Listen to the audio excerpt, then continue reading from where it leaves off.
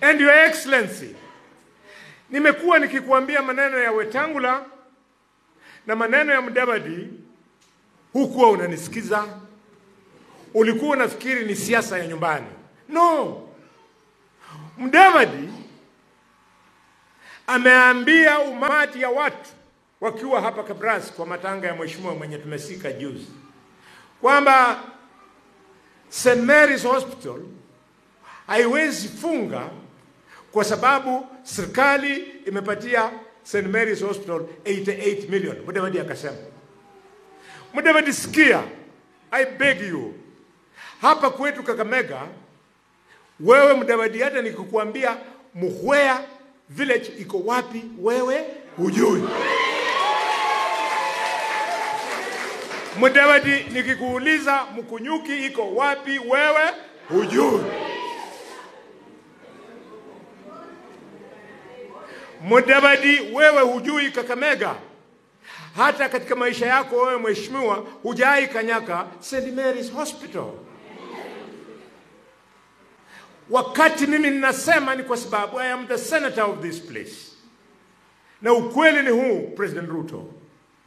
SHA imemaliza mumiasi yetu.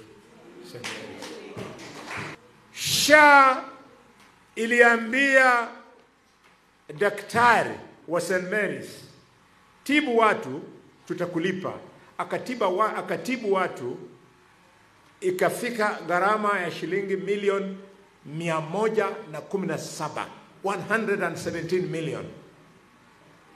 SHA ikalipa hospitali 9 million peke yake badala ya 117.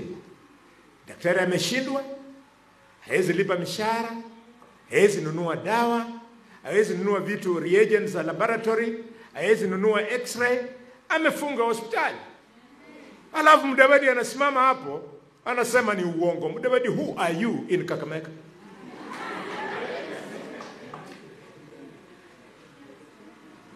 Mudavadi, you don't know us. Stick to the issues of Vihiga.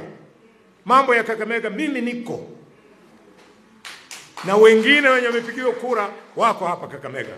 Wewe kama Prime Cabinet Secretary Muluya kutoka kwa jamii yetu mwenye ulipewa kiti kwa sababu ya kura zetu, ilikuwa jukumu yako kuhakikisha kwamba hiyo 117 million imelipwa.